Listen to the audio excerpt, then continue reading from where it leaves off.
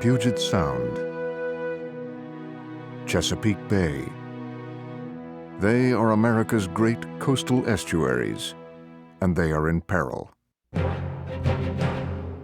I would put Puget Sound in the intensive care unit.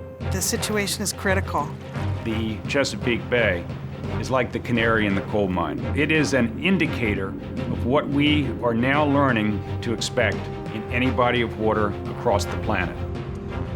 3 decades after the Clean Water Act, Frontline takes a hard look at why America has failed for so long to clean up the nation's waterways.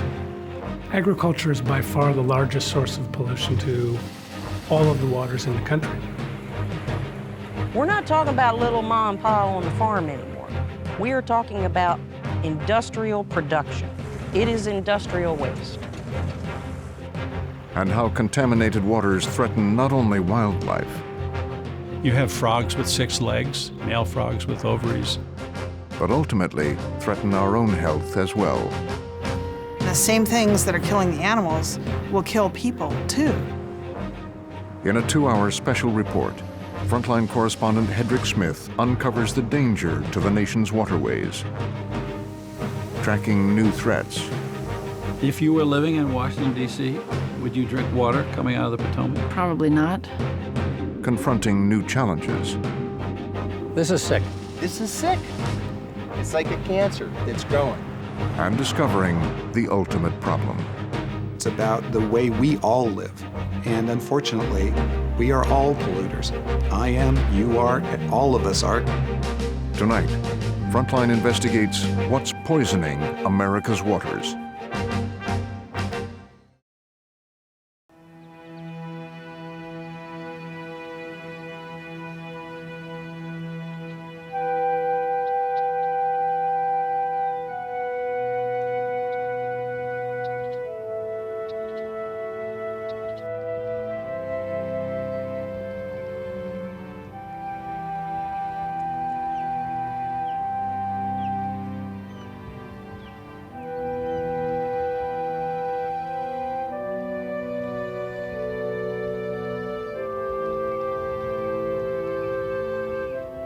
Chesapeake Bay at dawn.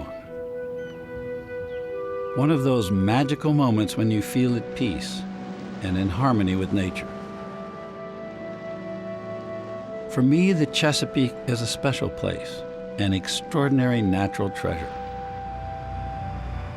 Over the past 30 years, I've spent a lot of time on the bay, sailing, hiking, swimming, crabbing. I love the water. Its calm, its beauty, its majesty. And I'm fascinated by its meandering shorelines.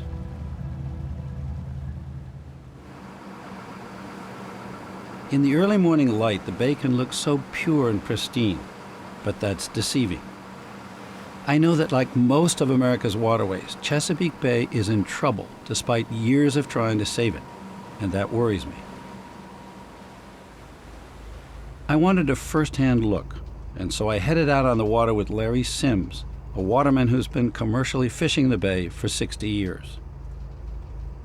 In its peak time, if you drained the bay, the crabs and the fish and oysters and everything would probably be 10 foot deep on the bottom all over the whole bay. Over the past several decades, Sims has watched the good times of bountiful harvests slip away. It's about like your home waters here. Yeah, huh? Yeah. What is the Chesapeake Bay like today for a waterman?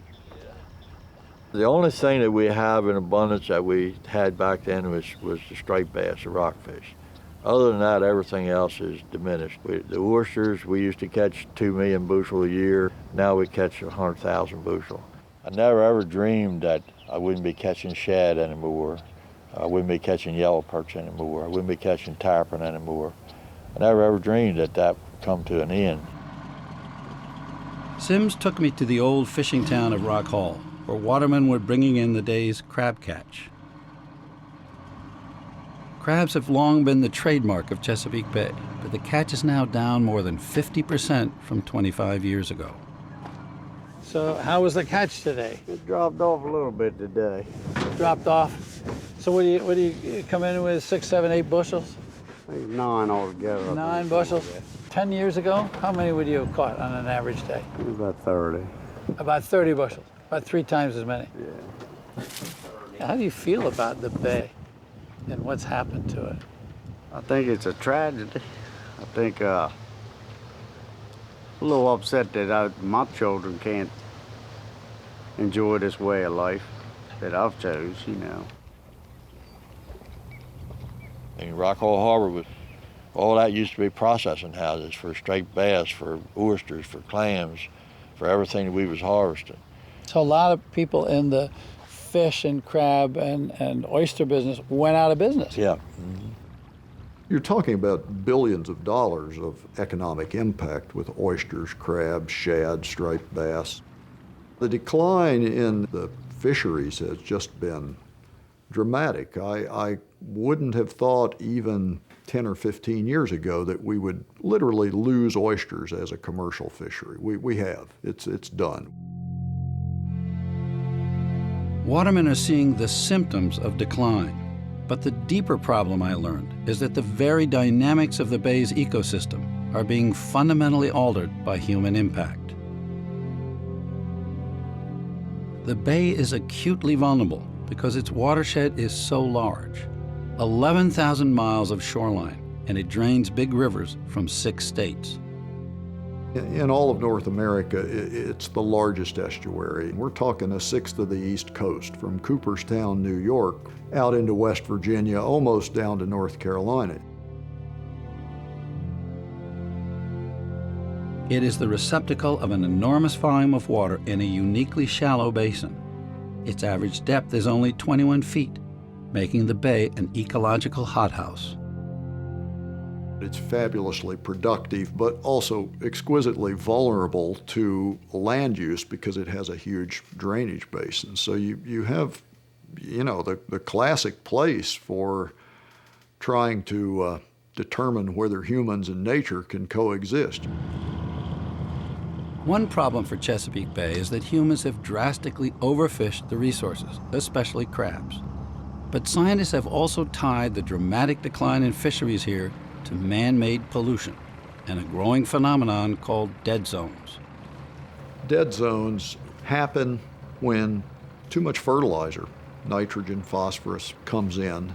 It grows lots of excess algae. The algae die, decompose, suck up the oxygen from the deeper waters, which aquatic life needs to live.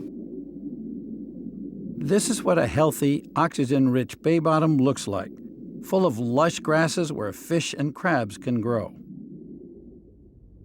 A dead zone is completely different, barren and empty. The bottom of the bay, when there is an algae bloom and when you have a dead zone, is as dead as the face of the moon. That there is absolutely no oxygen in these dead zones, and nothing can live that requires oxygen for survival. Crabs can't make it? Crabs can't make it, oysters can't make it. Fish that get caught in a dead zone will literally die if they can't get out of a dead zone. They'll float up to the surface, their bellies will explode, and you'll see fish kills throughout the Chesapeake Bay.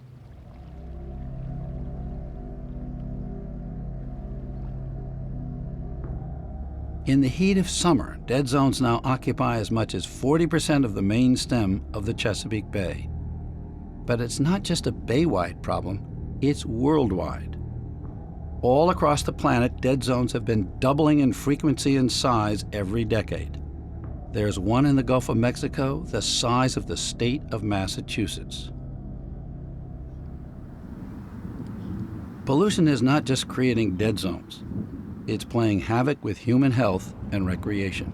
And those health advisories at Sandy Point Beach are still in effect and will be. Every year, more beaches have to close periodically because of pollution. People are urged to avoid direct contact with the water on the east.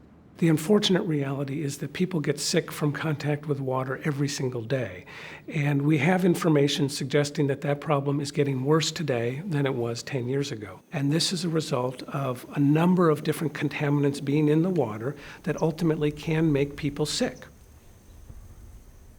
Today, we're at a point at which this system called the Chesapeake Bay may be on the verge of ceasing to function in its most basic capacities. And what do I mean by that? Providing a place for people to swim, recreation, providing a source of seafood, shellfish, finfish, oysters, crabs, underwater grasses which support the crab populations, and being a system that is absolutely wonderful to look at, to support tourism, to be a source of real pride to the region. We are at the verge where all of those functions of the Chesapeake Bay that we value could be lost to the next generation unless we take dramatic and fundamental action today. What leaves the bay's defenders distraught is not only its perilous condition, but the public's evident loss of interest and the failure of federal and state governments to stick to their repeated promises over the past 25 years to clean up the bay. There has been so much investment in science and in modeling and in monitoring. We know today precisely what is necessary to save the Chesapeake. And now it's very clear it comes down to the question of political will. You know, there's a tendency to blame it on lack of political will. Well, hell, who elects the politicians and who re-elects them? Last time I looked, it was us. We ran out of excuses for delaying many, many years ago around the Chesapeake. We can afford it. We don't necessarily want to pay for it, but we can afford it. So I have to say that collectively we don't care enough.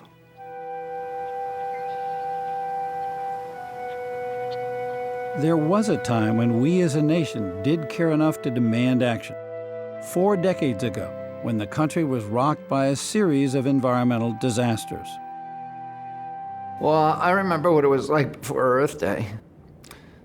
I remember when the Cuyahoga River burned with flames that were 8 stories high. I remember when the Santa Barbara oil spill in 1969 that closed virtually all the beaches in Southern California. I remember when they declared Lake Erie dead. I remember that I couldn't swim in the Hudson or the Charles or the Potomac when I was growing up. We could see the pollution, smell it, even touch it. The problem was in our faces, and the public demand for action exploded on Earth Day.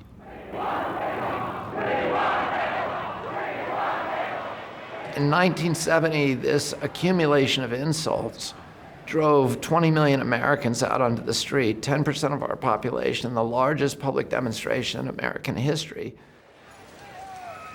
There was anger at the state of the world, at the state of your own backyard, whether it be a water body or the air or your mountain range, whatever it was you related to as the environment.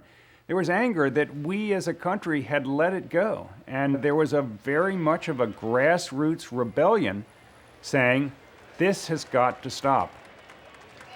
It was a big issue. It exploded on the country. It forced a Republican administration and a president, which he'd never thought about this very much, President Nixon, it forced him to deal with it because the public said, this is intolerable. We've got to do something about it. Responding to congressional pressure, Nixon created the Environmental Protection Agency. He picked Bill Ruckelshaus, a Justice Department lawyer with a solid Republican pedigree, as its first administrator, and Ruckelshaus quickly took charge. We had to select some big visible polluters, both industrial and municipal, go after them, make sure the public understood we were being responsive to their concerns, and that would energize the agency and get us in a position to do things that needed to be done in order to address the problem. Congress armed Ruckelshaus and the EPA with a raft of new environmental laws, like the Clean Water Act, that impose strict pollution limits and penalties for violators. The act called for America's waterways to be fishable and swimmable again by 1983. It had strong bipartisan support in Congress, but not, it turns out, from President Nixon. When we finally passed the Clean Water Act through the Senate and the House, Nixon vetoed it. And for the first time in the Nixon administration, he had a veto overridden substantially and significantly. And what does that say? Nixon was out of step with the country? Nixon didn't care about the problem? It was my impression, and I'm a Democrat, so I've got to be forgiven for that. But it was my impression that Nixon's interest in the environment was strictly political. He didn't know much about the environment, and frankly, he wasn't very curious about it. He never asked me the whole time I was at EPA, is the air really dirty? Is something wrong with the water? What are we worried about here? He would warn me. He says, you got to be worried about that EPA. He called it EPA. He was the only one in the country that called it EPA. Everybody else EPA. called it EPA, but he called it EPA. And he said, those people over there now don't get captured by that bureaucracy. But with bipartisan backing in Congress, Ruckelshaus took strong action anyway. He banned DDT, imposed a tight deadline for reducing auto emissions, sued several cities and big steel and chemical companies for polluting the air and water. His tough approach made enemies. Most of the people running big American manufacturing facilities in those days believed this was all a fad. It was going to go away, and all they had to do was sort of hunker down until the public opinion subsided, public concern subsided, and it would go away. When you went after the big polluters, you sued them, you took them to court. What was the reaction of U.S. Steel? Well, I didn't like it. I mean, I remember going up to see Ed Cott, who was the CEO of U.S. Steel. He told me, he said, we don't like you very much. And he said, we certainly don't like your agency. And I said, well, if that's your attitude, then we're probably going to get in a fight over it. So you had to enforce the law. You had to be a tough regulator. That's right. You had to reassure the public that this was a problem the government was taking seriously. We had to be tough. We had to issue standards, and we had to enforce them. One of the first big regulatory success stories came right here on the Potomac River. The Potomac River goes up to the mountains of Appalachia. It comes past our nation's capital, and then it enters the estuary of the Chesapeake Bay. And what we saw in the Potomac River in the 1960s was what was seen in many rivers around the country, where it smelled so bad you didn't want to get anywhere near it. And that odor was in large part created by poorly treated sewage. If you were out sailing in a small boat and capsized, you had to go in and get a shot or two. I mean, it was literally hazardous to your health to come in contact with the water. Restoring the Potomac meant modernizing the sewage treatment plants along the river, like this one, called Blue Plains, just south of Washington. Blue Plains handles the waste of 2 million people, and it embodies just the kind of pollution targeted by the Clean Water Act, pollution coming out of a pipe. And in the 1970s, Blue Plains was the biggest single source of pollution to the Potomac. Blue Plains was the key wastewater treatment plant that had to be modified if we were really going to make a good effort at restoring the water quality in both the river and in the bay. The Potomac had become overrun with acres of green algae, caused by excess nutrients from human waste, like phosphorus and nitrogen. The regulators said, okay, phosphorus is the problem in the Potomac, therefore you people running the wastewater treatment plants will upgrade to remove phosphorus. And it happened in a very short period of time. But the river didn't improve all that much. It turned out they needed to remove nitrogen too, a costly process. But Cliff Randall found an answer, a new, more economical technology called biological nutrient removal, or BNR. The way we treat sewage is we take the sewage and we feed it to a large mass of bacteria and other microorganisms. And basically they eat the sewage. They eat the sewage? That's correct. Much. That's right. It took $1 billion in federal and state funds to modernize Blue Plains with several new technologies, including BNR. But the effort paid off. And more than 100 sewage treatment plants around the bay adopted BNR technology. How much of these early gains were not only the result of technology, but of a pretty tough regulatory stick from the EPA and the state governments? I mean, that was a tried and true formula. I mean, with sewage treatment, where we made the biggest gains early on and continue to make the biggest gains, you have very clear laws, you have penalties, you have deadlines, you have enforcement, you have inspection. I mean, we know what works.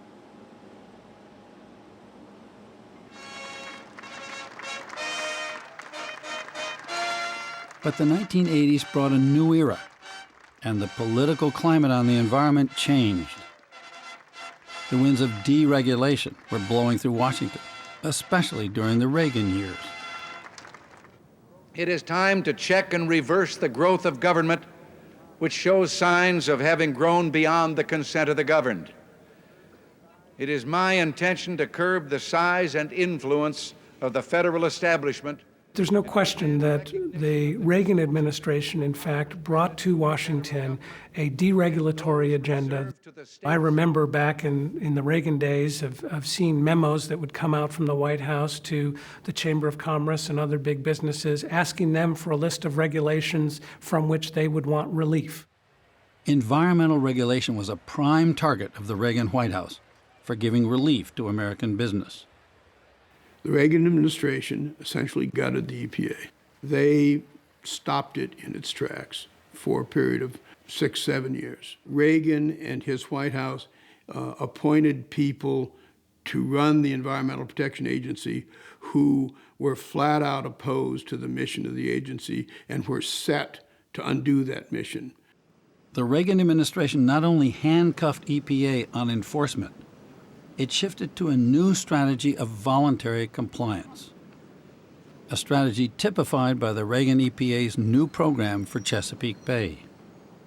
What we created in the Chesapeake Bay was a grand experiment. It was going to be an alternative to the regulatory approach that had swept the EPA, that had swept the federal system. They were going to try to do this in a non-regulatory, cooperative manner. The new approach was long on promises and targets, but short on hard deadlines and clear accountability. It is a voluntary program. You are never going to effectively deal with a multi-state pollution problem with a voluntary program. The result was the Chesapeake Bay program repeatedly missed its targets, leaving unfulfilled the Clean Water Act's promise to radically reduce water pollution.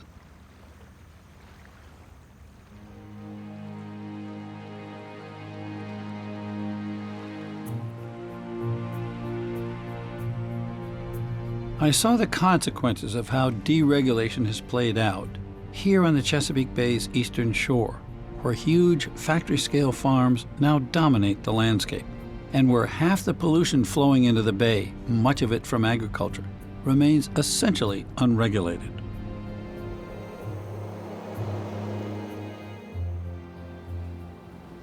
I'd come here to meet Rick Dove, a professional photographer and environmental consultant, who under the authority of the Clean Water Act has been gathering information for a potential citizens' lawsuit against agricultural polluters. Dove took me up on a small plane and gave me a bird's-eye view of his detective work on the Chesapeake Bay watershed. You actually get a really clear picture up here. It's almost like a diagram up here, looking at it. That's one of the interesting things about flying, and that is that there are no trespassing signs. You can look straight down and you can see everything you need to see. You can document it. Dove is investigating the pollution from big chicken farms.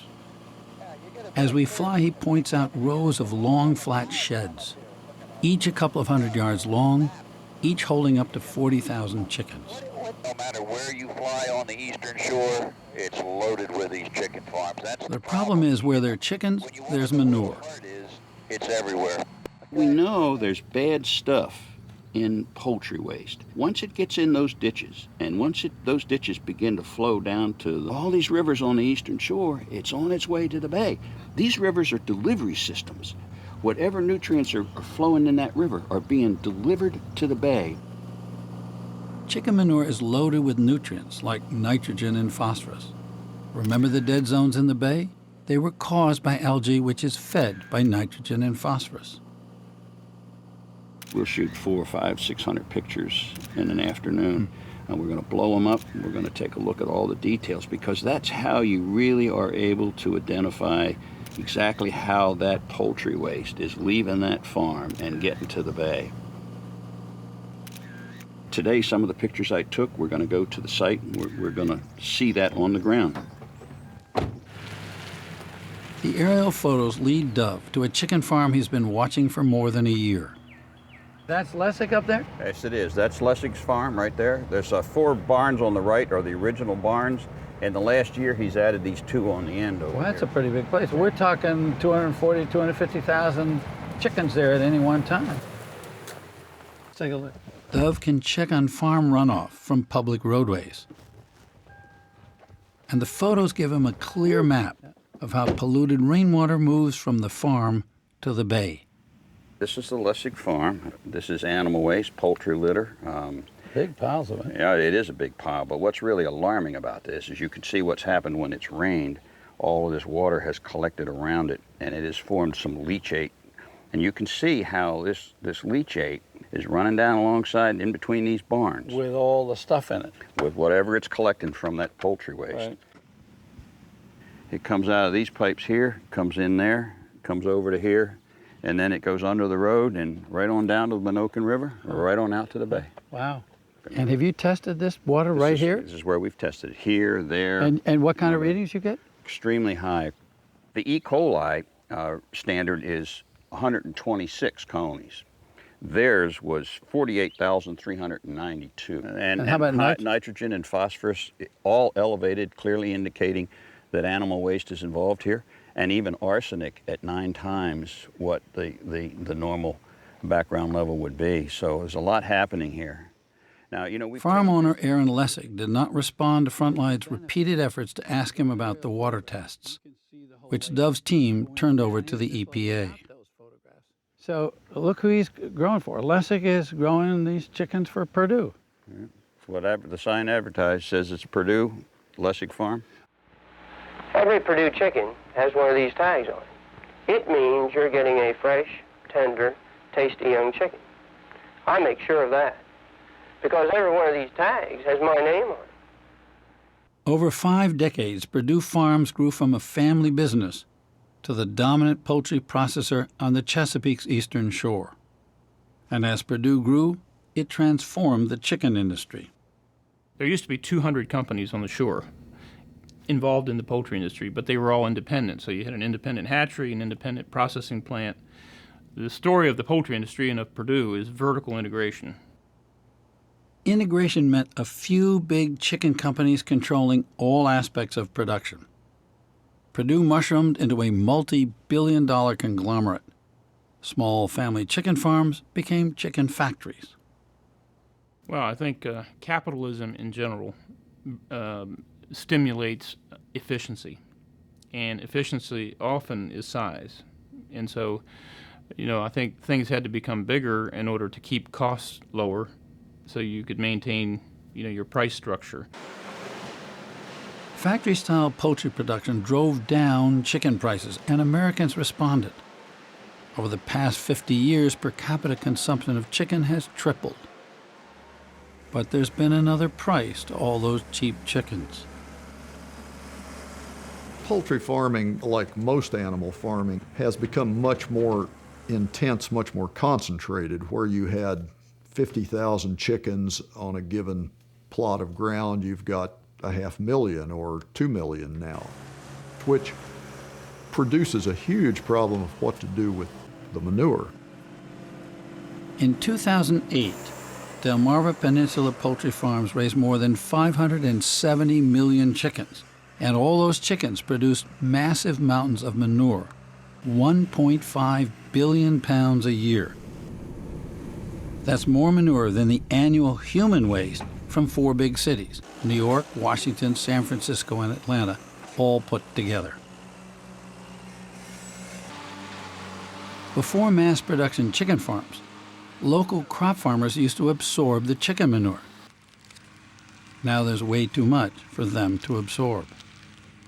Agriculture is by far the largest source of pollution to the Chesapeake Bay, and it is arguably the single biggest source of pollution to all of the waters in the country. So the problem isn't just manure, but it's too much manure. It's too much manure and arguably too many animals under the current structure. Now, there's You mean too many animals in one place? Exactly. It's a problem all over the country. Hog farms in the Carolinas and Iowa, poultry farms in Arkansas and Texas, cattle farms in Wisconsin and along the Susquehanna River in Pennsylvania. In terms of just damage to the ecosystems, the destruction of entire ecosystems, of aquatic communities, of fish going extinct, there's nothing as bad as these factory farm operations, nothing. So to save the bay, the EPA says it's essential to get control over the animal manure. What's made that hard is deciding just who's responsible for all that manure. To understand how the chicken business is organized and how it's run, I checked in with Carol Morrison, a successful Purdue grower for many years. Typically, the farmer has a contract with the company, whether it be Purdue, Tyson, whoever, and you contract to raise their chickens. They own the chickens. They just drop them off on the farm for us to raise to a marketable age. And then they come and pick up the chickens, take them for processing. When Purdue required that Morrison modernize her chicken houses at a cost of $150,000 or more, she decided to get out of the business. This is her last batch of Purdue chickens. Now, what's the relationship here? Do you bargain with one company or another as a grower? There's no bargaining in the contracts. Contracts are designed by the company, brought out to the farm, and you either sign it and get chickens or not sign it and not get chickens and ultimately lose the farm. So you're saying that the processors dictate the terms. They Yes. run the show. Yes, the processors dictate all of the terms. The terms are very specific. The big chicken companies own the chickens, supply the feed, dictate the growing regimen, do all the processing. They own it all, except the chicken waste. Well, anybody else who owns an animal is responsible for their waste. If the company owns the animal, why are they not responsible for their waste? I've never understood that. I have horses, I have a dog that's outside, I'm responsible for their mess. Now, chickens are owned by these companies like Purdue and Tyson. How is it they're not responsible for it? Help me understand one thing. How do you wind up by owning the chickens, owning the feed, and not owning, in the sense of legal responsibility, the manure? The manure is considered a resource, actually. The producers want the litter. They want the chicken litter. It's not a matter of who owns or doesn't own it. It's a matter of what use is being made from it. As factory farming has grown, the volume of excess manure has mushroomed, and there's been an increasing push to regulate farm pollution. But American agriculture has fought off pollution controls for 3 decades.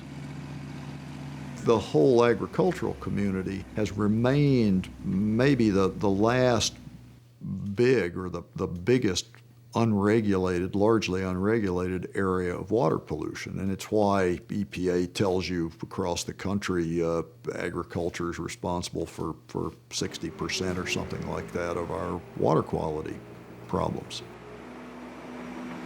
We are talking the equivalent of medium-sized cities in terms of the waste that is generated that is virtually untreated going into the Chesapeake Bay.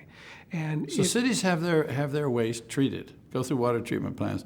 Farming, agriculture, these concentrated animal raising operations, they're not treated the same way. That is absolutely correct. The Delmarva poultry industry on the Bay's eastern shore doesn't see it that way. It contends that there's a fundamental difference between industrial pollution or urban sewage and agricultural waste. Industry spokesman Bill Satterfield. Shouldn't the poultry farms be subject to the same kind of limitations that sewage treatment plants or industrial plants?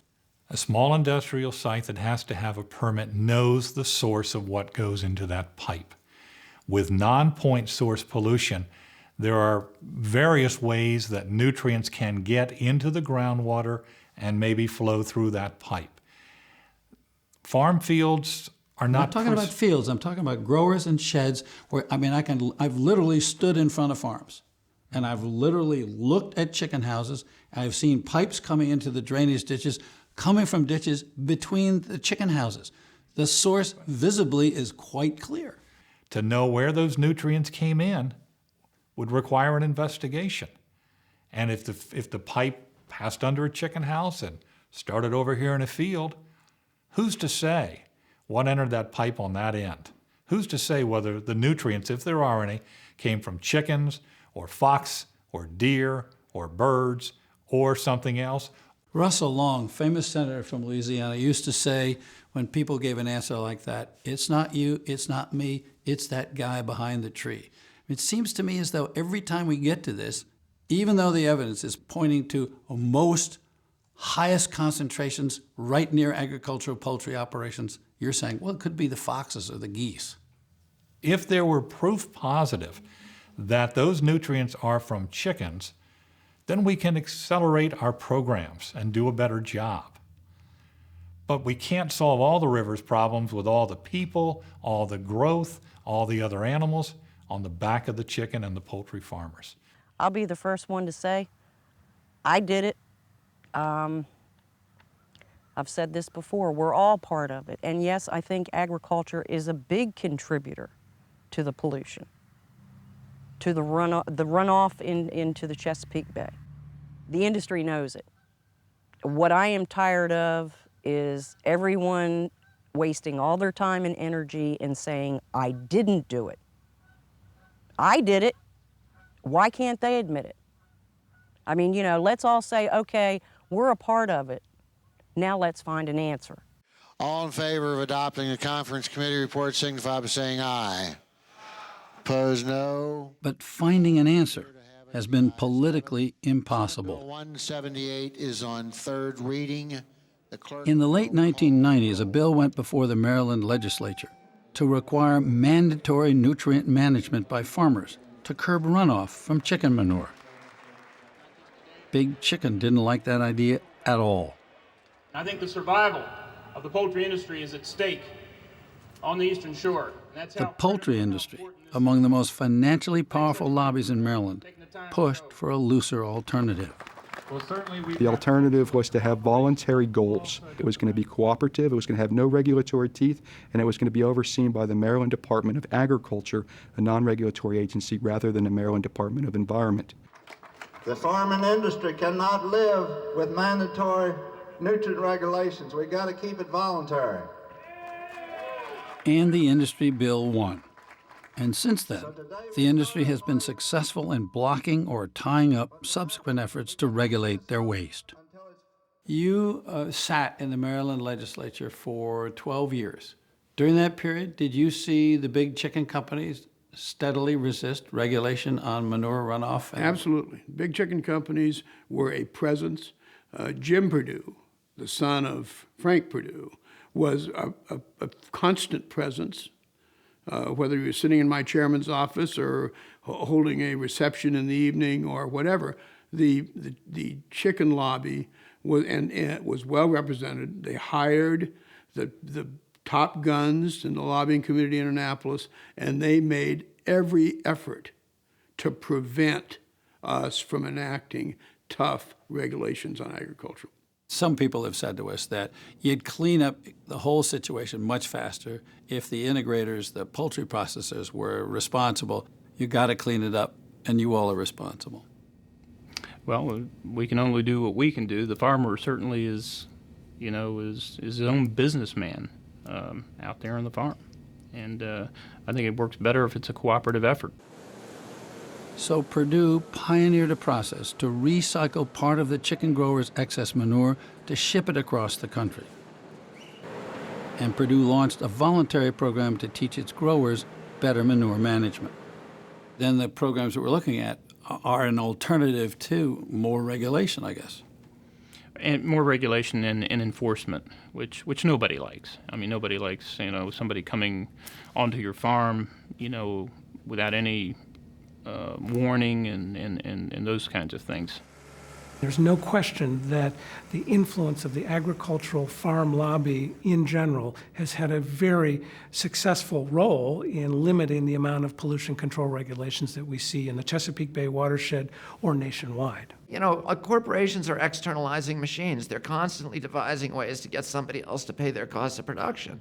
And, you know, if you're in a polluting industry, the most obvious way to do that is to shift your cleanup costs to the public. Make yourself a billionaire by poisoning the rest of us. Are you saying the market's distorted? You show me a polluter, I'll show you a subsidy. Chicken farmers bristled when the Obama EPA started demanding pollution discharge permits this spring. The industry claims it's already doing enough. The poultry industry is doing more every year. We're seeing more best management practices on farms. Our program to put trees on poultry farms to uptake the nutrients is a very progressive thing. There are more and more programs offered to help farmers put in manure storage buildings. And as the science says we can do more without putting our people out of business, I'm sure we will do more. But environmentalists like Rick Dove remain skeptical.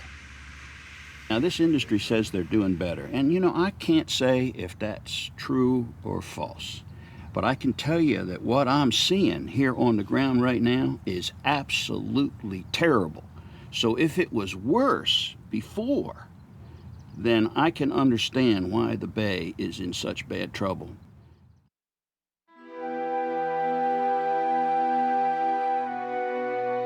While the Bay is besieged by runoff from the big chicken and cattle farms along its rivers, I learned about a whole new kind of pollution as I traveled up the Potomac as it winds its way past Washington up towards the hill country of West Virginia.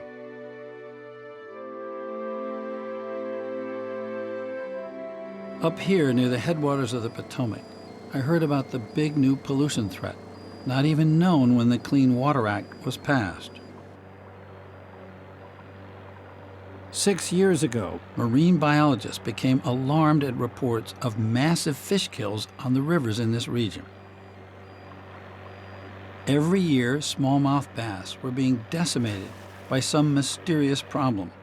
Spring and fall, hundreds of fish would be found floating in the water, belly up. So you see this. I caught up with Vicki Blazer, a fish pathologist with the U.S. Geological Survey, who was trying to figure out why the fish were dying. What do we got here? So here we have this large discolored area in the liver. Yeah. And then you see all these little white spots. Here's another totally discolored area. And that's a signal of some bigger problem. Yes, when we see a really high prevalence in a population, that indicates there's some problem going on in that water. And when Blazer dug deeper, she found a surprise. One of the major and most interesting findings was intersex in the male bass. When we look at the male gonads or testes, what we find is immature eggs within the male testes. So you got sort of feminization of male fish. Is that a big, alarming finding in marine biology, aquatic biology? Yes, and that has certainly attracted a lot of concern and attention. Scientific studies have linked abnormal mutations in marine creatures, like intersex, to exposure to chemical compounds that mimic or imitate natural hormones in the body.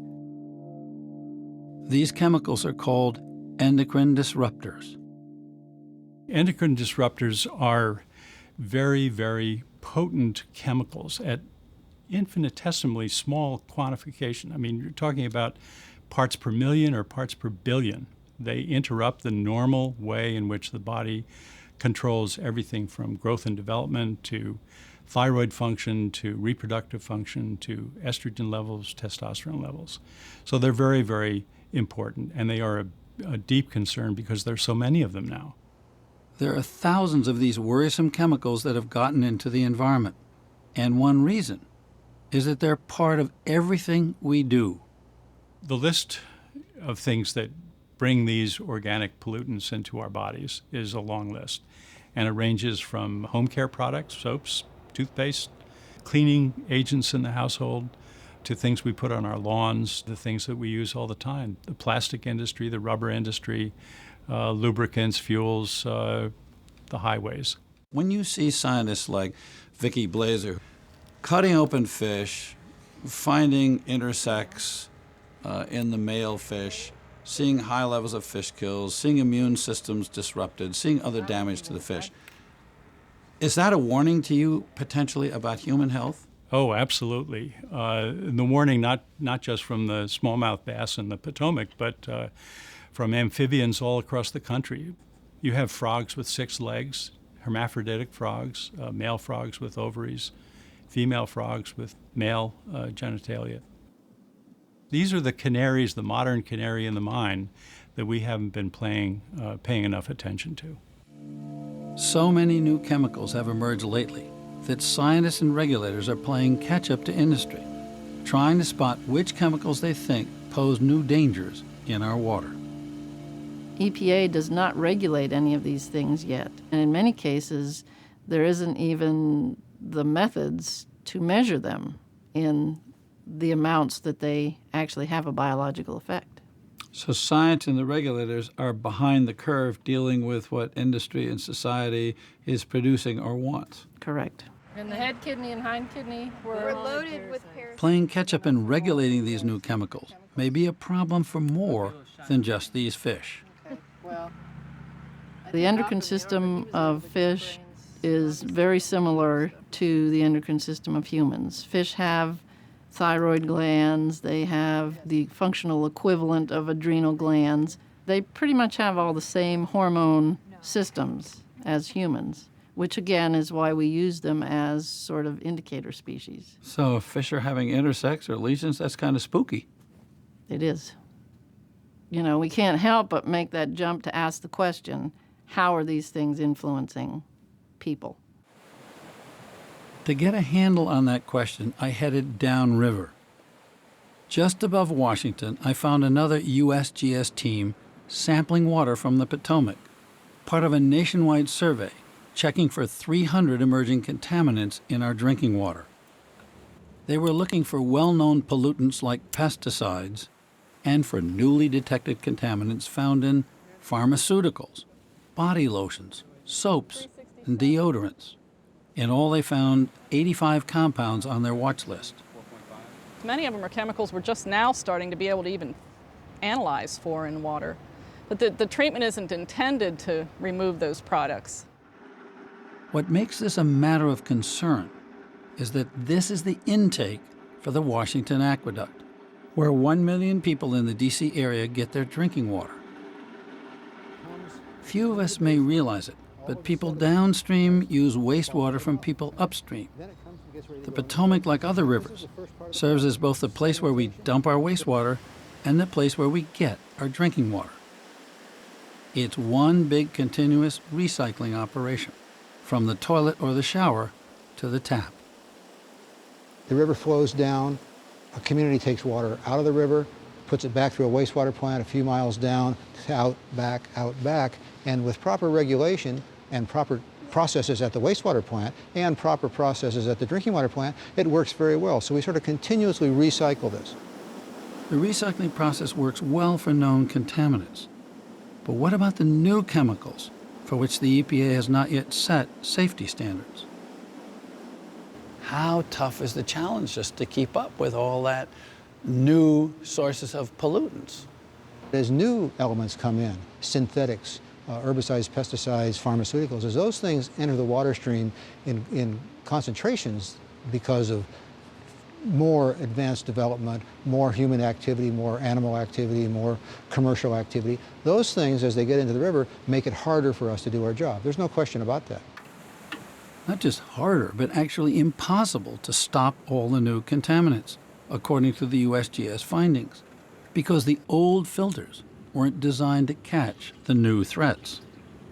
We sampled the finished water at the Washington Aqueduct, and we found about 2/3 of the compounds we detected were still detected in finished water. So you're saying that roughly 2/3 of these emerging contaminants that you found in the river water at the intakes for the Washington Aqueduct came all the way through the Yes. filtering system and were in Right. the drinking water, the tap water in the district. And that's what we saw at all the studies that were done. Denver's findings mirrored what USGS has found all across the country. Everywhere, they saw lots of new contaminants in America's drinking water, even if at low doses.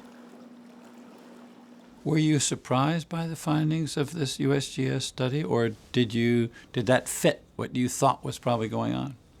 I was surprised by the number of different compounds that were detectable.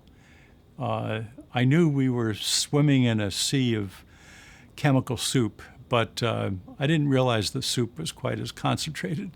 You talk about a soup, some people have used the term toxic cocktail. Is there a danger that if a level of a particular compound were acceptable and another one were acceptable, that you start to put a bunch of them together and then that's no longer a safe level?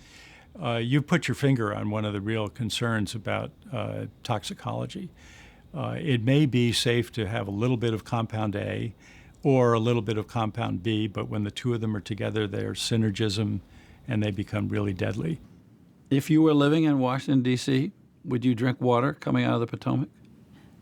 Probably not. Because? Because we really don't know what all is in there. Today, I drink the water with great confidence because our water meets the regulations. But of course, the question is, do the regulations match the threat? Were there endocrine disruptors, chemical compounds in the Washington aqueduct intake water that were of concern to you in terms of their potential impact on human health? Are there chemicals of concern? Yes. I think at this point the levels are very, very low. So I don't have a great deal of concern that something needs to be done imminently. But it would certainly be nice to reduce what's getting into the water. We can show that people with higher levels of some of these chemicals may have a higher incidence of a certain kind of effect than people with lower levels of these chemicals. Like what kind of effect? There are associations with what's called male testicular dysgenesis syndrome. That's a big term, but it means lower sperm count? Lower sperm count. Are we facing a long-term slow motion risk that we don't recognize because it's not readily apparent? We are. There are 5 million people being exposed to endocrine disruptors just in the mid-Atlantic region. And yet we don't know precisely how many of them are going to develop premature breast cancer, are going to have problems with reproduction, going to have all kinds of congenital anomalies of the male genitalia, things that are happening. We know they're happening, but they're happening at a broad, low level so that they don't raise the alarm in the general public. Do you know what the safe levels are? In most cases, we don't know what the safe levels are, and some of the new science is suggesting that levels that we used to think were safe may in fact not be safe. For humans? For humans. So we're finding in certain cases that much lower levels than we previously thought were a problem may in fact have the potential to harm at least some segment of the population. Do we have an adequate system of regulation, or should we be regulating on a different standard? I'm not a regulator, I'm a researcher. But in my personal opinion, I would like to know that a chemical is unlikely to cause harm before we expose our population to it.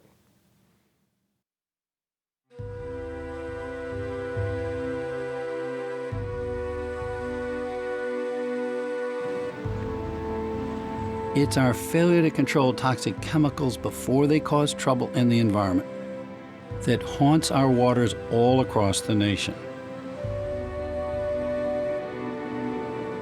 Places like Puget Sound, which I've come to know well in recent years.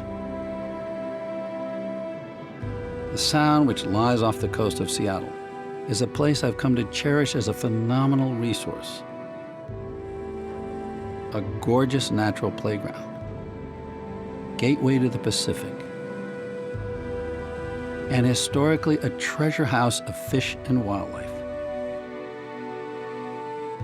But today, the Sound is in peril. I would put Puget Sound in the intensive care unit. The situation is critical.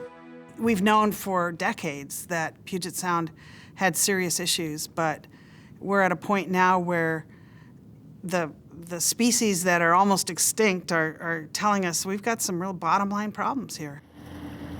Take these regional icons, the killer whales or orcas.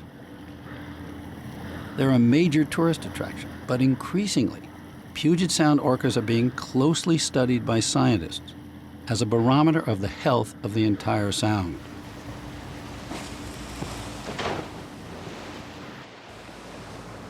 To see what scientists are learning, I headed out with Brad Hansen, a team leader with NOAA, the National Oceanic and Atmospheric Administration. Up, over there. Yep. Hansen and his colleagues have been studying the orca population for several years. Why study these whales? Well, they're the top predator in the food chain, so they're essentially accumulating all the contaminants. They're the last stop in the food chain, and so they're a laboratory in a way. Well, they're a laboratory that tells you what's going on in the whole ecosystem. Yes. The orca story is troubling. In 1 year, 7 local orcas died. Their population is now down to 86, so low that in 2005, NOAA listed Puget Sound orcas as an endangered species. To figure out why the orca population is in decline, Hansen's team goes out after biological samples. You get up pretty close to these whales in order to take samples at some point, right? Yeah, we get within just 4 or 5 meters. 4 or 5 meters, so that's up close. Yep. They shoot blunt-nosed darts into the orcas and extract small samples of blubber.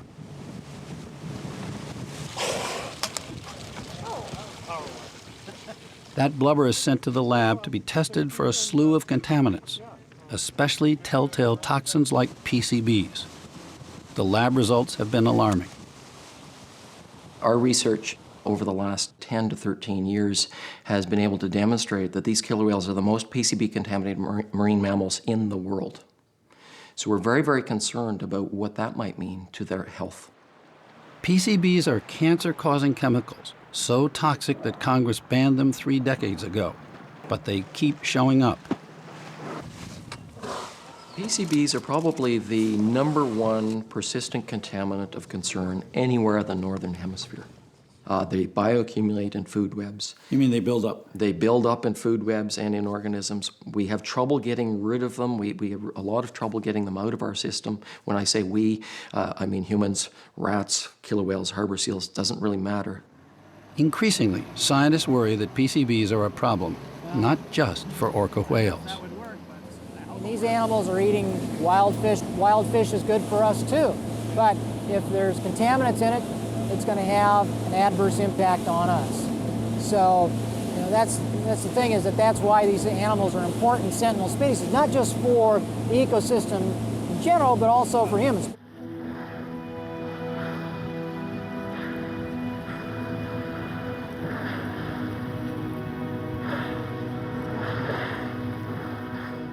At the Center for Whale Research, Director Ken Balcom has been keeping records for 3 decades on the whales that make Puget Sound their regular home. Fewer whales are making it to maturity. The population is declining. We are seeing probably the next 20 years we'll be witnessing the departure of this population. You think they're gone? They're going to die out? I've already told our government folks that we can go through this for about 20 more years if we don't provide a remedy, and we will see the end of this population. Okay, Ken, so Balcom and his staff know these whales so well by sight that they can track them from birth to death. What are these charts? These are the family trees of all the whales we've been studying for the past 32 years. We just put in The tombstone markers, Balcom told me, underscore a worrisome trend among the youngest, most vulnerable orcas. You get these older whales up here. They died. That's kind of normal. Right. But to have so many down here, these younger whales dying, is that a bad sign? That's the distressing part, is the mortality pattern we're seeing now, is that young whales are dying way before they even mature. So He's alarmed at the high levels of PCBs that Hansen's team found in younger whales, which absorb PCBs from their mother's milk. Are there enough parallels between the way the human body works, the chemistry and biology of the human body, and the whales, so that we can actually take lessons from them? Yes, we can take lessons from not only the whales, but the seals and the fish. And it's been demonstrated in the health statistics in especially Arctic environments, cold environments where there's a high-fat diet. And the children of these high Arctic people are suffering these same problems, immune deficiencies, reproductive problems. All of these are affecting humans as well as the other mammals. At NOAA testing labs like this one, scientists have established that king salmon in Puget Sound are much more heavily contaminated with PCBs than salmon in other Pacific coastal waters. Everything we see points to Puget Sound being a hotspot for PCBs and a persistent problem. We've seen contamination of animals. We've seen no improvement in the levels of PCBs in the last 20-odd years, despite regulations implemented in the 1970s. And that, to me, indicates there are continuous inputs from land-based sources, from the sediments, and delivering them right into that food web.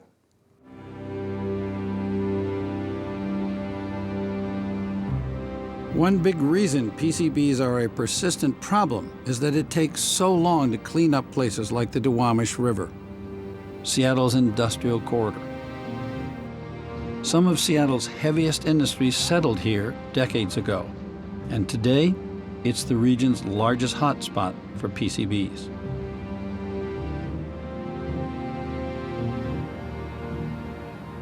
My name is B.J. Cummings. I represent the Duwamish River Cleanup Coalition.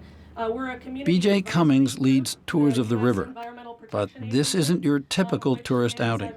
It's an environmental wake-up call.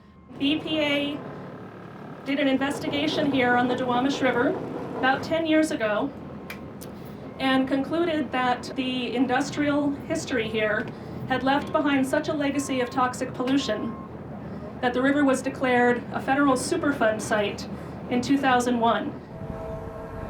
Superfund is one of EPA's big sticks. It was the regulatory program created in 1980 to clean up America's worst pollution problems. Your typical Superfund site used to be factory, pipe, Superfund site, right at the bottom of your pipe. That's not what we have here. We have what's called a mega site. We have a 5.5 mile stretch of river, end to end, that's being investigated for cleanup. This is one of the largest Superfund sites in the country. The river was listed as a Superfund site because of an accumulation, a legacy of toxic pollution that has built up in the mud at the bottom of the river. There's a direct link between contaminated sediments in certain areas and contamination of the food web above those sediments. In fact, one might even think of the PCBs riding an elevator up from the sediments, up into plankton, up into little fish, big fish, harbor seals, killer whales, eagles, humans.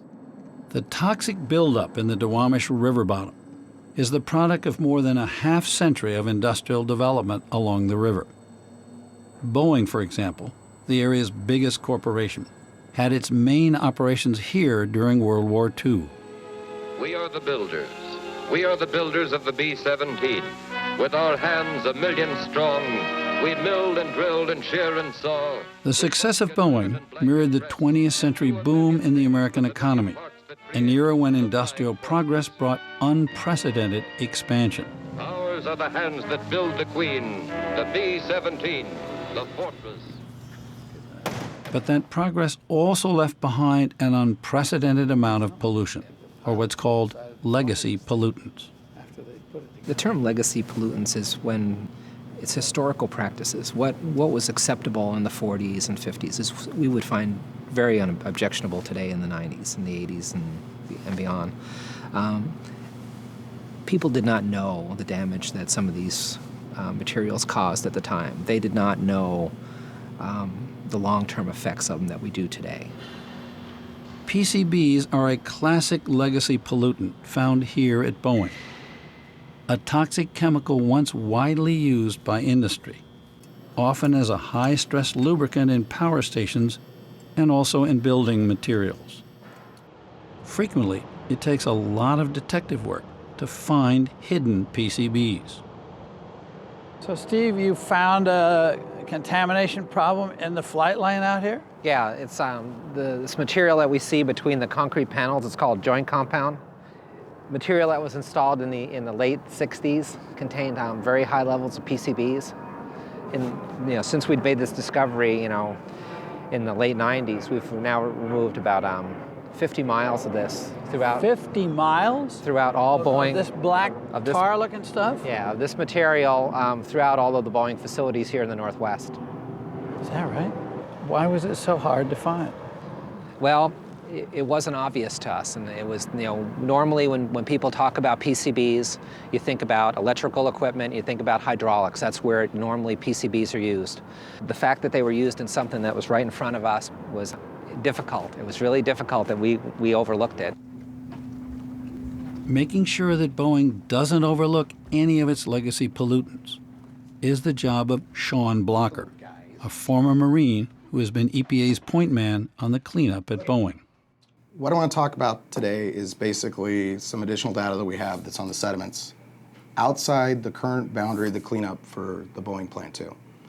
And the significance of the Boeing facility is the number of contaminants that originate from the facility. It has over 24 things in the groundwater, 40 some odd different things that are in the soil that are above cleanup levels. So it's the biggest accumulation of contaminants in that area. From the get-go, Boeing and EPA have clashed over how to clean up those legacy pollutants, and the arguments have led to long delays. When were you first ready to go with a cleanup plan? We submitted a plan to EPA in 1999 when, to dredge, we call it an interim measure to take what is adjacent to Boeing and excavate that material. Boeing says that over a decade ago, it was ready to clean up, and all that held it up was bureaucratic red tape from the EPA. I would disagree with that. From my review of what they were going to do, I didn't think they had fully defined where all the bad stuff was. They didn't know the totality of what the contamination was, either in groundwater or soil. But you obviously had a higher threshold for let's get to the bottom of how bad this pollution is than Boeing did. Boeing is doing what they're asked to do. No more, no less. So time and again, Blocker pressed Boeing to do more work and more tests. By now, Boeing has spent $80 million on testing and interim cleanups. There's over 500 sampling locations at this facility that have been drilled over time. If we came here 10 years ago, how many would there have been? 50. Okay, so hundreds more have been drilled because then. of this back and forth with the EPA. That's correct. Not only has Boeing been feuding with the EPA, but it's been locked in a fierce battle with the city of Seattle, which used to operate a steam plant next door to Boeing Field. Typical of Superfund sites, these two powerful neighbors have been wrangling over who's responsible for PCBs flowing through this ditch or flume when it rains. The flume runs from the now-defunct steam plant through Boeing's territory to the river. Boeing says it's the city's PCBs.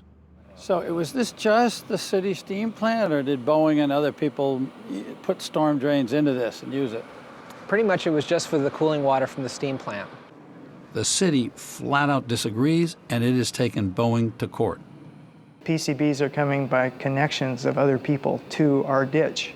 They come through drainage lines that come from other properties, most specifically Boeing's property. So Boeing was attaching its drainage pipes to your flume, sending some of its dirty stuff down your flume to the river. There have been over 20 lines attached to our ditch that came from the Boeing property. 20 lines? Yeah.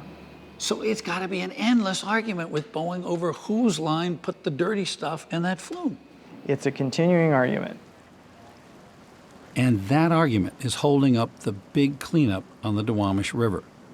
Jay Manning, who heads Washington's Department of Ecology, which helps EPA supervise the cleanup, showed me the cost of this continued delay to Puget Sound. We're looking at 4 very large outfalls of drainage pipes that carry stormwater from more than 30 square miles of this area. You can see the one there to the right. So this is an industrial dumping ground, in effect. This stormwater drains a very large industrial area. Are you all still finding PCBs and other contaminants in that water? Unfortunately, the stormwater coming out of those drain pipes, we're still detecting PCBs.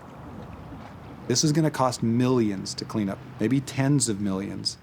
And owning 90% of that liability is not a place you want to be. So these folks, who are not stupid, are busy trying to prove that it's somebody other than them that are the source. Everybody's pointing the finger at everybody else. And they are trying to prove, probably not that they have no liability, because that's pretty hard to do, but proving that they have very little compared to their neighbor. That's what it's about, and it's about money. Ultimately, the issues of cleanup, time, and money are tied to a larger question for all of us. That is, how clean do we expect our waterways to be? Here on the Duwamish, the state has posted warnings not to eat local fish and shellfish because of pollution. And so the fight now is over whether the river can be cleaned up enough to let the locals fish the river once again without risk. What we determined was that the most sensitive population we had out there were our Native Americans that eat the fish out of the Duwamish. And they eat a lot more fish than most of us. They do. And so that was the standard you wanted to set. Clean it up so the tribes can eat the fish safely without getting poisoned from PCBs. Yes. Okay. And Boeing objected to that? Basically, they don't feel that that stretch of the river can ever be returned to where you could harvest these kind of fish and shellfish. We disagree with that. I think people need to understand is that there are going to be certain uses of the Duwamish River that aren't going to be possible in the future. And I'll give you an example. I don't think people are going to be able to subsistence fish out of the species that are in the Duwamish. I think we have to set reasonable expectations for cleanup in industrial areas. I mean, where do you come down on that? How clean is clean? I mean, do we need to get rivers back to where people can fish and safely eat the fish without fear to their health? That's the goal. That is the goal. That has to be the goal. Because every one of those rivers and streams are going into Puget Sound, so it's not as if it's about that river or that stream alone. It's about the whole ecosystem.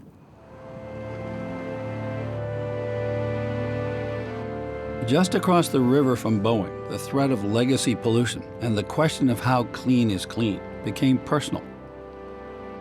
Right here in South Park, where in 2004 the community was rocked by news that some of its streets and people's yards were contaminated with PCBs.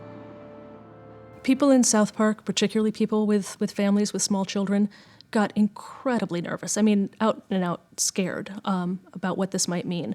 I push my kid's stroller down that street every day. You know, I go down there and I fish. My dog runs along that waterfront. You know, what does this mean for me? What does this mean for my health? I mean, you try to do the best for your kids, and all of a sudden something like this comes, and it feels so scary what you're saying. She's talking about PCBs, cancer-causing microbes banned in the 70s, but taking an emotional toll on the residents of South Park today. The city of Seattle realized it had a crisis and moved quickly to pave the contaminated streets, clean up the polluted yards, and tell people how to take safety precautions. Suddenly, South Park, a largely immigrant working-class neighborhood surrounded by industry, was galvanized into action. Residents demanded a long-promised cleanup of an abandoned industrial site called Malarkey Asphalt. Malarkey Asphalt, for years, operated directly across the street from homes in South Park and was a really, really dirty business. For many years, there was open dumping on the riverbank. There was waste oil that was sprayed in the area to keep the dust on the unpaved streets down, and that contaminated the roads and yards right in people's gardens around the property. Years earlier, the old Malarkey site had been bought by the Port of Seattle, which did a PCB cleanup on part of Malarkey's property. But people in South Park suspected there were still many more undiscovered PCB hotspots upland from the riverbank at Malarkey. So the neighborhood said, go take some tests there. Tell us what's there. EPA and the port said, oh, no, we did the upland, it's finished. We eventually were able to succeed in getting just a few more tests. Just assure us, show us it's okay. We were finding numbers that were higher than any of the Doug Hotchkiss, the port's manager for the Malarkey site, ran tests, and what he found surprised everyone. What was the hottest spot you found? How high was it? The hottest spot for PCBs was right in this area here, and it was about 9,000 parts per million. 9,000, and the federal limit is 25. I mean, this is a really hot spot. Yeah, and luckily it was under asphalt, but it was still something that even under asphalt you couldn't just leave there. So Hotchkiss drafted a plan to clean up Malarkey, but it backfired.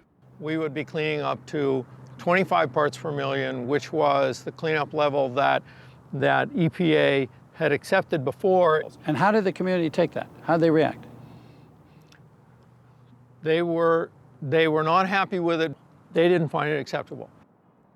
In fact, South Park was up in arms, insisting on a cleanup to the residential standard of 1 part per million. Duwamish River Cleanup Coalition, residents from South Park, started calling up port commissioners and explaining the problem to them. They got in vans and buses and went down where the Port Commission was meeting, and one after another got up and told the Port Commission that they were worried about their health and that the Port Commission had the responsibility to the community to make sure that that cleanup would be safe for the entire community to use. Well, it was a very emotionally charged meeting. I wouldn't necessarily say it was confrontational, but it was a lot of emotion in the room. And I remember a particular episode where a young mother came up to the stand and said, you know, if it's only a question of money, how can you forsake the children of South Park? And that was something that really hit home to me. So the elected port commissioners, sensitive to public opinion, backed down. They adopted the more protective residential standard at twice the cost. I think that this effort has been successful because this community has been uncompromising in speaking up for itself and in insisting that people listen. We essentially have a community here that has been on the fringes of any kind of economic or political power in the city of Seattle for many decades. So it's a community that has only recently kind of refound its voice. By finding its voice, South Park redefined the meaning of clean. And the community is now at work developing riverfront habitat zones at Malarkey and elsewhere along the Duwamish. In the absence of a B.J. Cummings or somebody like her who is out there on the water, knowledgeable, aware of what's happening, and poking and prodding and asking us the hard questions, we would not be making the progress that we're making.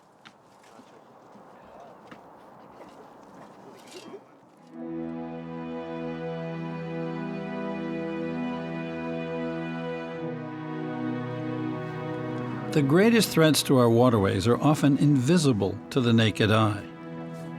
Evidence crops up in unlikely places, like Alki Beach across Elliott Bay from downtown Seattle. It's a favorite spot for scuba divers, but taking to the water here isn't for the faint of heart. Temperatures in the Puget can be in the 40s.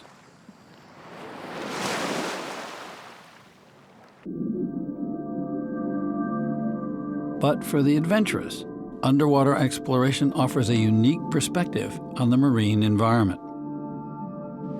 Today we saw a giant Pacific octopus underneath the Honey Bear, which is a little boat that sunk out here. It lives underneath the bow of the boat.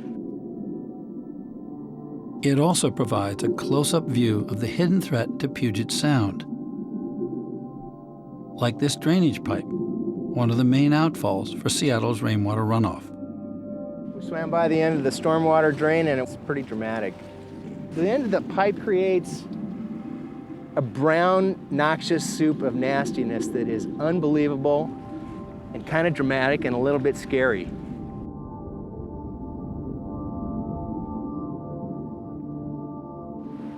Unbelievable, because the water looks so good from up here. So we're looking at something we think is clean, and underneath you can see, diving there, it's dirty. It's not clean. It's dirty. It's not clean. When we see that thing running in full flow, we turn around and we swim the other way quickly. There is just this unbelievable gunk coming out of the end of this pipe. This is our front yard. Would you allow your front yard to be sick? This is sick. This is sick. Doesn't look sick, but it is sick. What's making this water so sick is what scientists have now labeled the #1 menace to our waterways, stormwater runoff. In Seattle, peak time for stormwater runoff is during fall and winter, when the rain comes down in torrents. Everywhere that rain falls and hits the ground, it's going to pick up something. It might be nothing more hazardous than dirt, or it might be PCBs. It might be some toxic pesticide, and it will travel along with the water into the nearest drainage ditch, into the nearest swale, into a creek, into a river, and ultimately into Puget Sound. And whatever pollutants that water picks up on its journey to Puget Sound, it's going to deposit in Puget Sound. We put in about 150,000 pounds a day of untreated toxics into Puget Sound. We thought all the way along that it was like a toilet, to be honest with you. What you put in, you flush out, and it goes out to the ocean, it gets diluted. We know that's not true. It's like a bathtub. So what you put in stays there. The pollution in stormwater runoff in major cities like Seattle or in suburban and urban areas across the country is massive. Yet until recently, it was little controlled. The original Clean Water Act didn't regulate stormwater at all, though some limits have been adopted since. But the problem remains poorly understood because so much of the pollution is invisible. People go nuts over a 50-gallon oil spill. It's because you can see it, and it's really nasty looking. When you see it on the water, it is impressive how horrible it looks. And so oil spills aren't invisible. They're highly visible, and they galvanize people like nothing else. What about the invisible? What about the auto traffic? What kind of, quote, oil spill is there from our ordinary living? Based on actual sampling in the Puget Sound Basin, we've estimated that the volume of oil that is carried into Puget Sound by stormwater runoff is equal to the oil spill in Prince William Sound, but the Exxon Valdez spill. Every 2 years, stormwater in Puget Sound carries that volume of oil into Puget Sound. The heart of the problem is concrete, asphalt. Streets, sidewalks, buildings, shopping centers, suburban housing, rooftops. Hard surfaces. What scientists call impervious surfaces that block the downpour of rain from naturally sinking into the ground. How the land is developed, how intensely, will have a direct impact on the quality of stormwater. You take down a forested area and replace it with pavement or a rooftop, and instead of almost all of the water slowly moving through the forest canopy and down to the ground and infiltrating down into groundwater, where it will move slowly, that water, the day it lands, within minutes of it hitting the ground, it's going to be gone. And so scientists, environmentalists, and regulators all say that combating pollution is not just a matter of regulating industry, but the key to stormwater runoff is land use, how we develop and use our land. King County, I learned, has become a laboratory for testing the politics of land use. It's an area bigger than the state of Rhode Island, home not just to Seattle and 1.8 million people, but 2/3 of it is still forest. So it's an area where environmentalists want to strictly control the pace of development. And the man who has been leading the charge is longtime King County Chief Executive Ron Sims. You have to protect our forests. You have to in our agricultural areas. You must. Because if we don't protect them, our water quality will be significantly diminished. And why sacrifice clean water for growth? Sims says his mission has been to save Puget Sound by protecting critical areas like forests. Way up here, 45 miles east of Seattle, he paid $22 million in tax money to buy development rights on 90,000 acres of forest, meaning that no developer could build on that land. There won't be 200,000. We have 100. People are going to build their homes here. They were going to have their supermarkets here, their gas stations here. We stopped it, and we stopped it forever. What does saving this timberland have to do with Puget Sound? The waters that come off this 90,000 acres flow into the Snoqualmie River, which flows into Lake Washington, which flows into Puget Sound. We need pristine waters coming from this timberland into the Puget Sound. And so this property is absolutely critical to it. Washington State's Growth Management Act directs local government leaders like Sims to concentrate new growth in cities and to prevent sprawl in lightly populated rural areas. For King County, Sims pioneered a critical areas ordinance that limits just how much forest and woodland property owners can cut down. Sims targets places like this, a 5-acre, one-family plot of land that belongs to Howard and Patty Van Laken. Back in 2004, King County passed this critical areas ordinance that takes away the usage of 65% of your property if you don't have it cleared off, and we didn't have ours cleared off at the time, so we cannot touch 65% of our property. So why would you want to clear more than 35% of this wonderful forest? What we originally planned when we were in 1980 when we bought it was that we could subdivide and maybe give our kids a parcel of land to build a house on, or sell off part of the property for the proceeds to be able to keep our house and retire. How do you feel about that? Rather angry. Very angry. Very angry. It's our property. We have been paying taxes on this property since 1980, and we can't even plant grass. Angry at whom? Angry at what? I'm angry with the King County government because they more or less took away our property rights without any compensation for our property. We're getting the shaft. They're putting the burden on the small landowner, not on everybody. The Van Laken's problem actually stems from a zoning ordinance passed in the early 1980s that barred subdividing properties under 5 acres. But to many rural landowners, Sims' new ordinance was the last straw, and they formed the Citizens Alliance for Property Rights. I met with several of them one evening over a beer in Issaquah. We're in the same position that the blacks were in the 1950s. Absolutely. We are calling, we are crying, we are doing everything we can to talk to those who have their hands on the levers, and they aren't listening. One throbbing refrain was resentment against political domination by the urban majority, which outnumbers rural voters nearly 5 to 1. We talk about critical areas ordinance like it's a nice little one-page thing.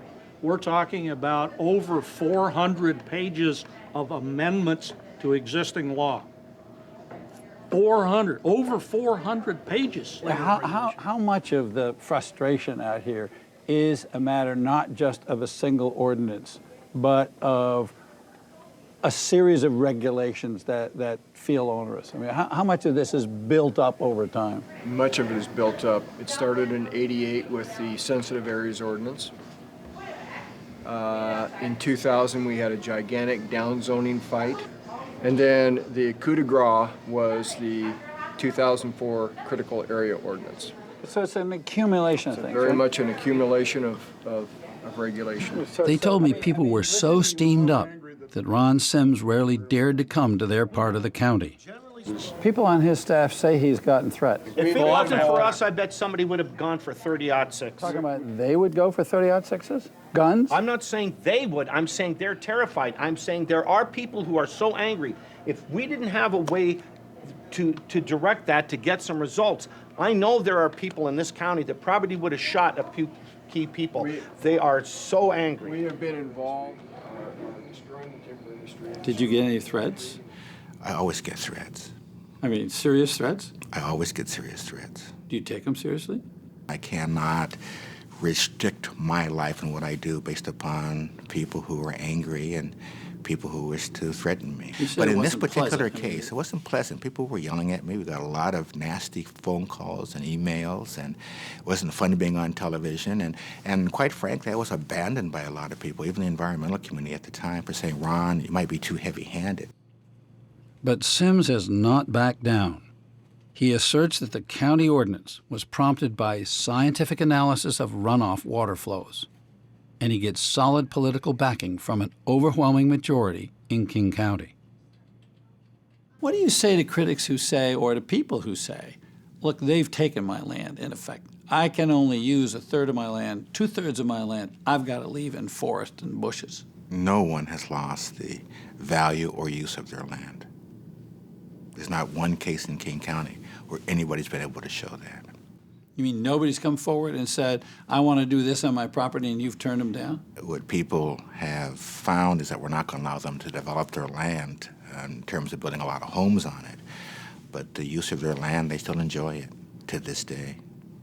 The rural people are saying this burden all falls on us. The city people don't have any burden on them. How do you respond?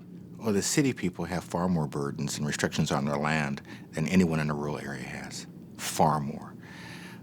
And they have far more regulation on their land. Folks, stay tuned. This thing with another round on the lawsuit and the enforcement of... Some angry rural property owners filed suit. And a state appeals court has struck down part of Sims' critical areas ordinance. That issue is now before the state Supreme Court. If the Supreme Court upholds the Court of Appeals decision, it'll be the abandonment of everything that this state has voted on consistently, which is they want environmental protection here. While the legal drama plays out, the lesson for Ron Sims is unmistakable. We will never recover Puget Sound if we don't get a hold of the stormwater. I mean, I never imagined that that body of water would just fundamentally be unhealthy for whales and for salmon. All the things that make it a rich, wonderful environment.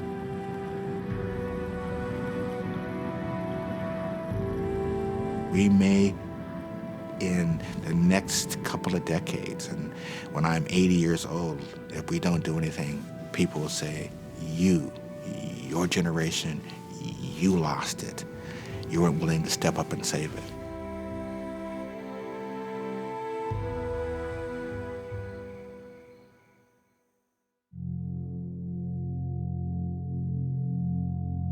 Back on the East Coast near Chesapeake Bay, the problems of development sprawl that King County is fighting have played out in the suburbs of Washington, D.C.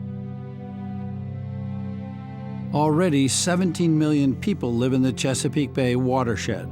In recent years, 10,000 more moved in every month. And every month, 3,000 acres of forest were lost to development.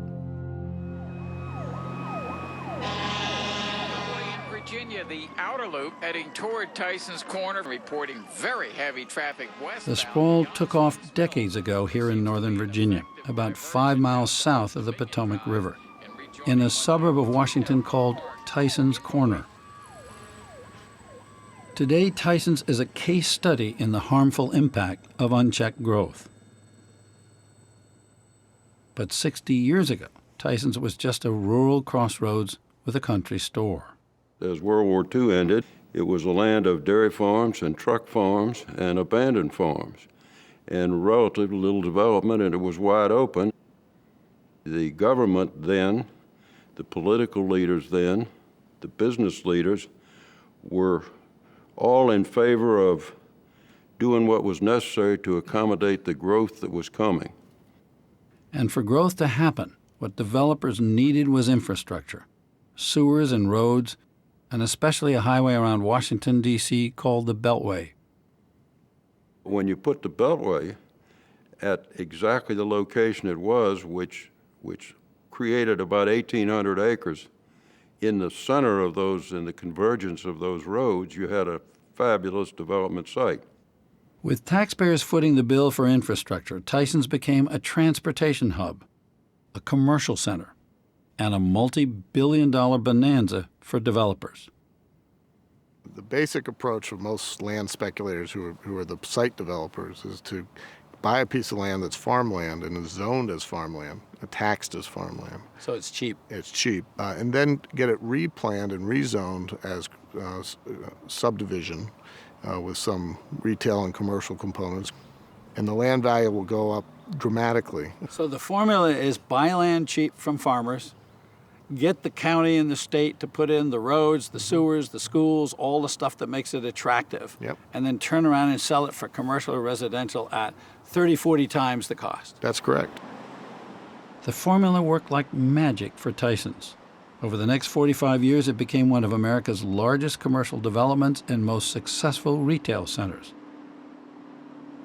Now, 120,000 people work at Tyson's every day. Tyson's is the size of downtown Boston or Phoenix. There is nothing in this country of the scale and size and complexity of a Tyson's. Tyson's Corner is one of the most successful office centers in the country, one of the most successful retail centers in the country, and the combination of those two factors make it the economic engine for Fairfax County and really Northern Virginia. An economic engine driven by America's love affair with the automobile. In Tyson's Corners, you drive in for breakfast and you get in your car and you drive to your first meeting, then you drive to the next meeting, and then, you know, if I have to take some checks to the bank, even though it's for a good golfer, barely a long 9-iron, you got to get back in your car and drive that. There's no way in Tyson's Corners that anybody gets around without a car. The car built Tyson's. It also built gridlock that is now strangling Tyson's. We're about halfway through the afternoon rush hour, maybe. Almost no one lives here. Practically everyone commutes. Extremely heavy traffic that extends way beyond the Beltway. And the highway system is choked, and we can't sustain the model of sprawl in support of the economic engine that has happened over the last 20 years. So, can't sustain the model. You mean Tyson's Corners sort of reached the limit? Tyson's Corners is about as built out as it can be if dependent on the automobile, because it exacerbates what's already a complicated but troubling environmental future. Environmentalists call Tyson's a nightmare for the Potomac River and Chesapeake Bay. It's a fortress of impervious surfaces. If you look at Tyson's, and there is now today, as we're sitting here today, there's about 46 million square feet of development in Tyson's. In addition to that, there is 40 million square feet of parking. 40 million square feet of parking. So the amount of development and the amount of parking is about equal. And that translates into close to 170,000 parking spaces. And when we talk about impervious surfaces, I mean, that's just unbelievable. When you put down this endless amount of concrete parking lots and rooftops, rain hits it, it washes really quickly into the streams. It's going to cut away at those stream banks. It's going to pick up sediment. It's going to be carrying all kinds of pollutants in it. It's going to go flying down into the Potomac, and the Potomac feeds into the Chesapeake Bay. And everything starts in these little streams. So every time you lose a little stream, you lose one more healthy piece of the Chesapeake Bay ecosystem. What many see as the ecological disaster of Tyson's epitomizes the collision of development and clean water nationwide. More than 3/4 of Americans live on or near our waterways. The plague of Tyson-style sprawl has recently threatened neighboring Loudoun County. But here in Loudoun, environmental leaders fashioned a new tactic to counter aggressive development and to protect Chesapeake Bay. Getting up in front of a crowd and saying the bay is in tough shape and the pollution's getting worse and we've got to change our lifestyles to save it really doesn't get you anywhere. But you can get people to do the things that we need to do to save the bay if we can frame them in ways that correspond to what they really care about. In Loudoun, what people care most about is traffic and taxes. Two issues the environmentalists leveraged to launch a political campaign against developers in 2006. How do big developers plan to deal with our traffic problems? They want to build more homes and apartments in our area, 33,000 more. That'll mean thousands of more cars and more traffic. Loudoun County. Tapping into local concerns, citizen activists organized to carry the fight. It resonated a lot with residents when we spoke about transportation issues, when we spoke about tax increases that would occur, and when we spoke about schools, how our children would constantly have to change boundaries. I think a lot of us got involved just for the whole quality of life issue. It went from the 33,000 homes meant an additional 300,000 car trips on the local roads. It meant higher taxes, the schools that had to be built, the roads that needed to be built. It was suburbanizing an area that was never meant to be suburbanized. Did all this public outpouring of outrage stop or slow down this aggressive growth? The public response was so overwhelming that even a board of supervisors that was elected with the support of the development community ended up turning down the proposals that the board, had submitted in the first place. So they backed off totally. They backed off totally, and then in the election that immediately followed that decision to back off, they all lost. Every one of those candidates was voted out of office. They got wiped out? They got wiped out. That victory in Loudoun underscored that land use is a key to protecting the environment.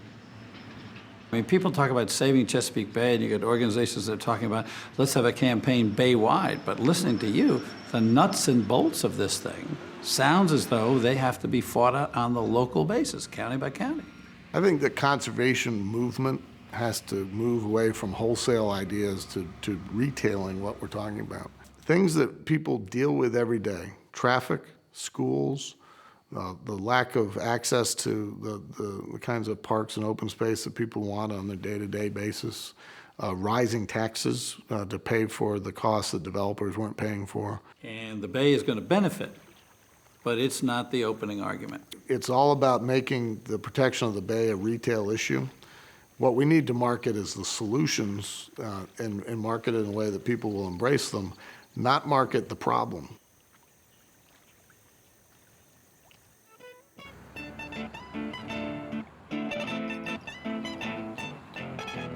To help save vulnerable waterways like the Potomac River and Chesapeake Bay, environmentalists are also touting a new eco-friendly development model known as smart growth.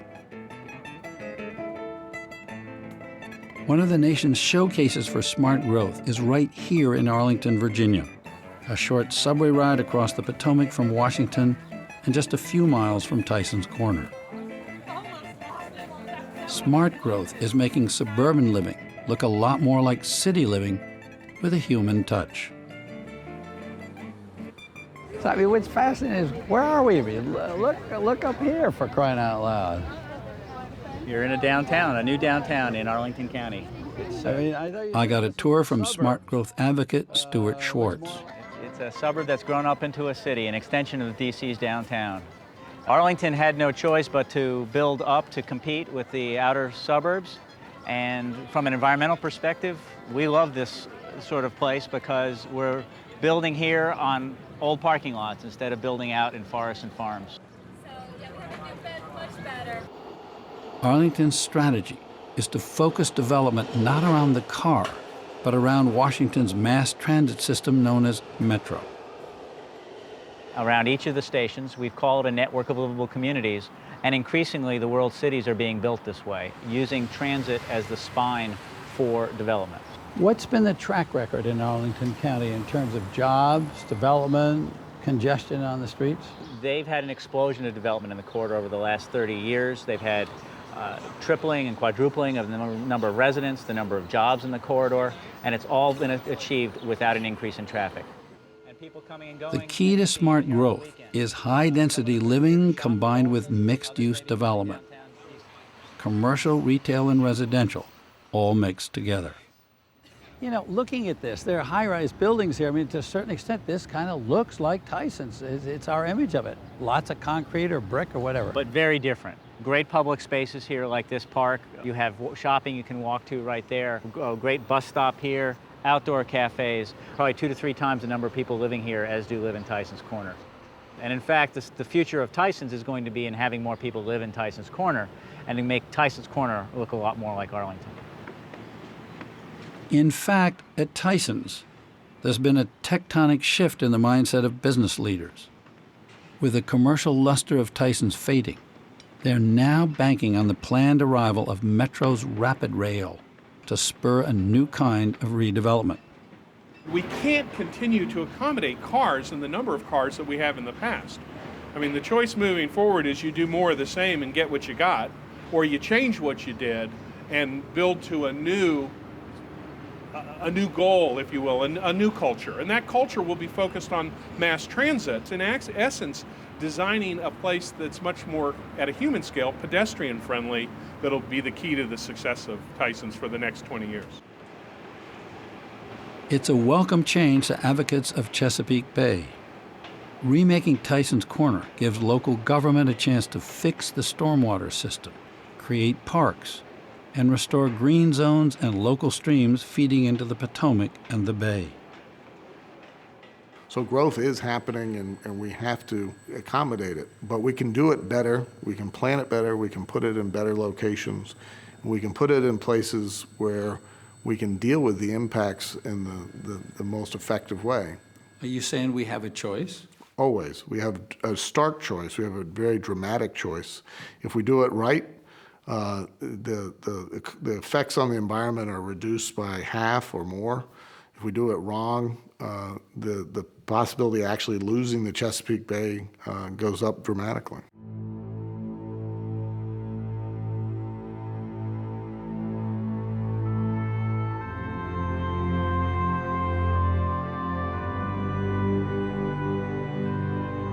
We do have choices to make. And from what I saw and heard on my journey, time is much more urgent and the stakes are much higher than I had once realized. We are not going to make it the way we are going now. I mean, if you ask me for today's grade, failure. Doesn't mean we can't redouble our effort, you know. We can re-enroll, try again, but yeah, it's a failure. There's no question that the condition of the Chesapeake Bay is like the canary in the coal mine. It is a symbol, it is an indicator of what we are now learning to expect in any body of water nationwide and across the planet. The danger signs are everywhere. Dead zones, dying young whales, intersex in male fish, the growing risk of serious health problems for humans. The 70s were a lot about, we're the good guys, we're the environmentalists, we're going to go after the polluters. And it's not really about that anymore. It's about the way we all live. And unfortunately, we are all polluters. I am, you are, all of us are.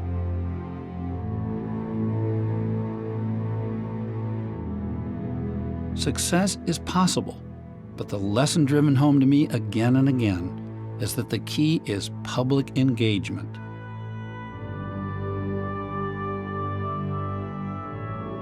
If the public is not engaged, in Puget Sound, for example, we will fail. We will fail. I have no confidence whatsoever we can get the job done unless and until everybody steps up, accepts responsibility, and becomes part of the solution.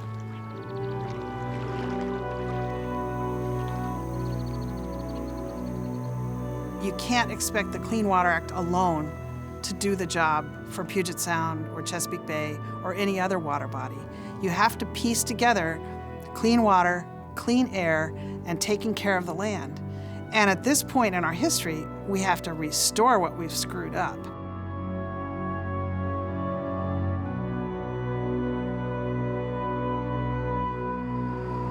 Water pollution has slipped off our radar screen in the face of other seemingly more urgent crises.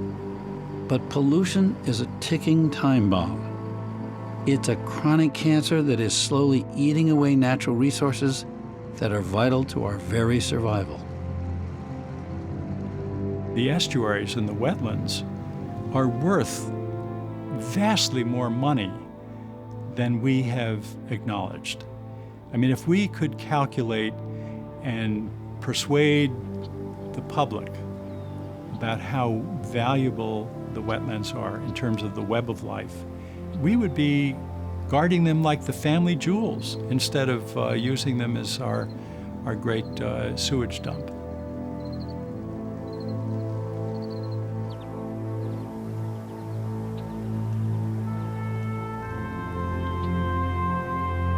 We have a window of time whereas if we do not succeed in taking action in the next 10 to 20 years on a whole range of issues, we are in fact putting our planet on a trajectory that it will be very, very hard to undo. And I say that because the decisions we make are going to have a profound effect as to our planet's future over the next 100 years.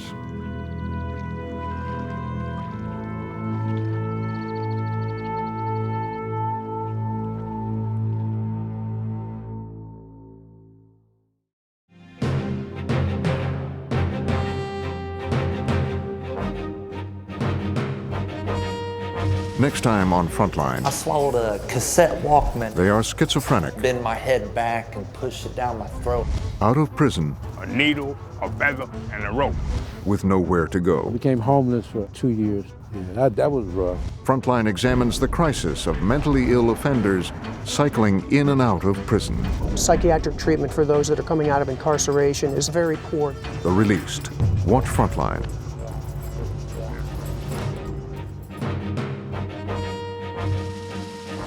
Frontline's Poisoned Waters is available on DVD. To order, visit shoppbs.org or call us at 1-800-PLAY-PBS.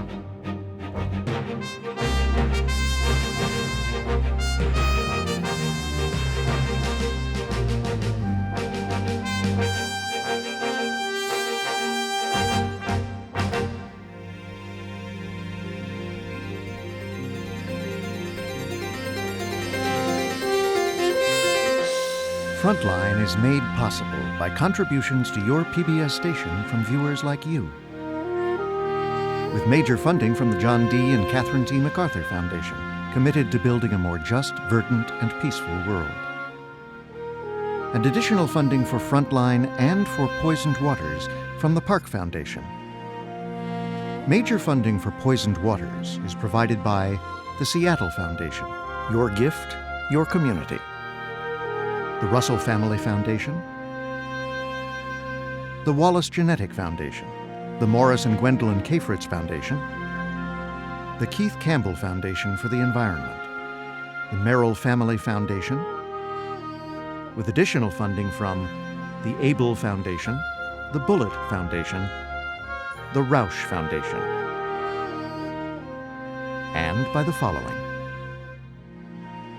A complete list is available from PBS.